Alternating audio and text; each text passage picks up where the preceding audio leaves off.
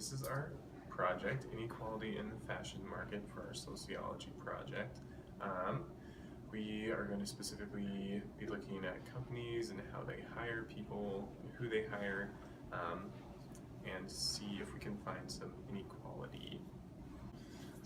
So why we chose this market was because there's a large market that so many people come into contact with on a daily basis, and we had easy access to potential interviewers through current friendships with employees in the fashion market, within people in our group.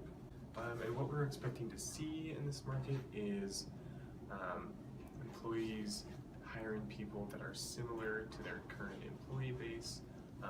We're also kind of expecting to see some sort of discrimination or stigma within this market, either within the people that these companies hire or within the customers that these companies have.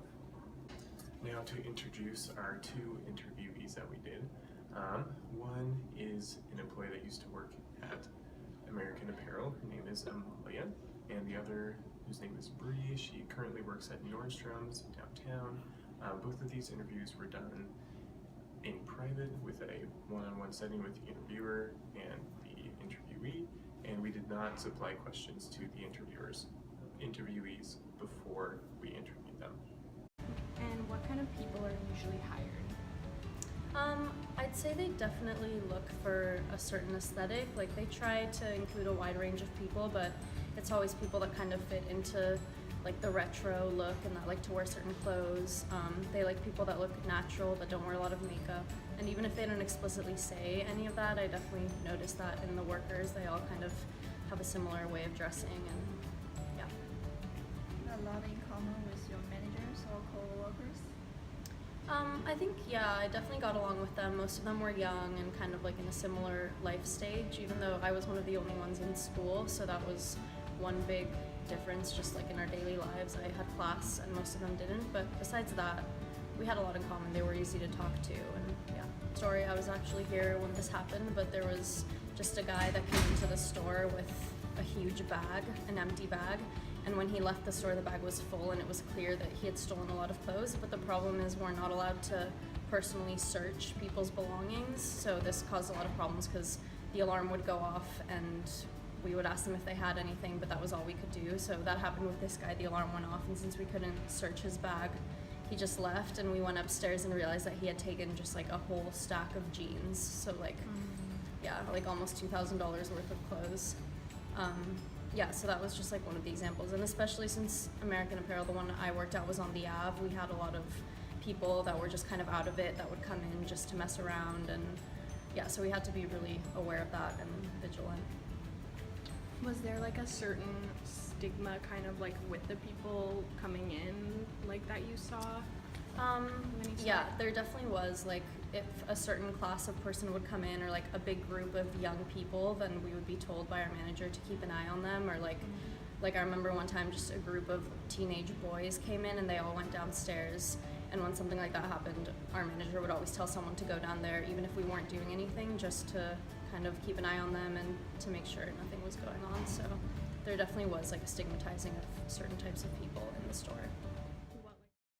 So conclusions that we can draw from what Amalia talked about. So most of her workers, her co-workers, were similar in aesthetic within the way that they looked and how they would dress. Amalia states that even if the company didn't directly come out and say this, that she definitely noticed that trend. She also talked about how her coworkers and her managers were at a similar life stage, so that made it easier to get along with each other and understand each other. Also, Amalia talks about stigma and discrimination based on types of customers that would come into the store. So basically, the main conclusion that we can draw from Amalia's interview is that companies seek to hire employees that are similar to their current employee base.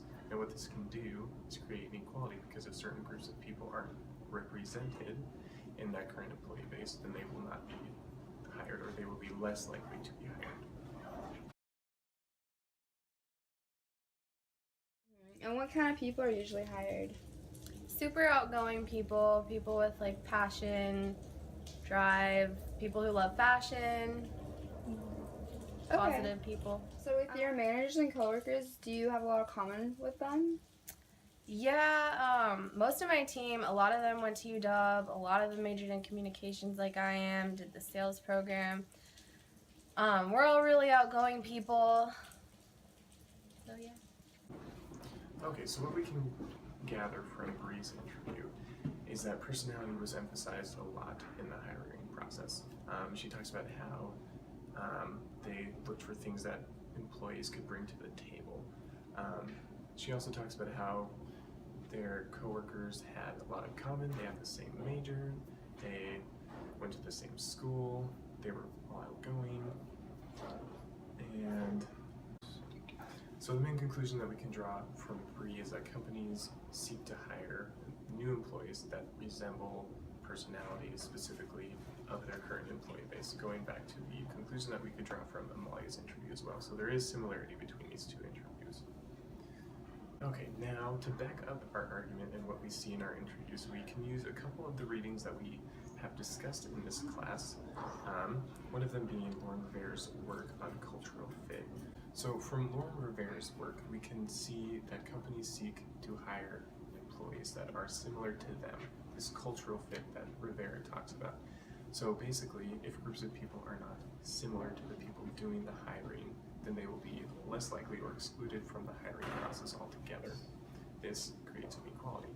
And we can see a similar aspect in David Pager's and Hannah Shepard's work on the sociology of discrimination, talking about how companies seek to hire new employees that, again, are similar to their current employee base.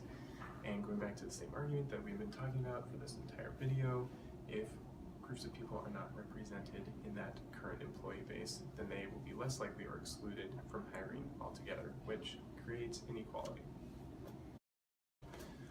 One thing that we should mention that we need to keep in mind with our study or our project is that we did only focus on fashion market or companies in the Seattle area. Seattle is known to be more accepting and tries to not discriminate against people, so this might not be the most representative sample of this problem around the US, but as we have shown, there is some possibility for this inequality to occur elsewhere.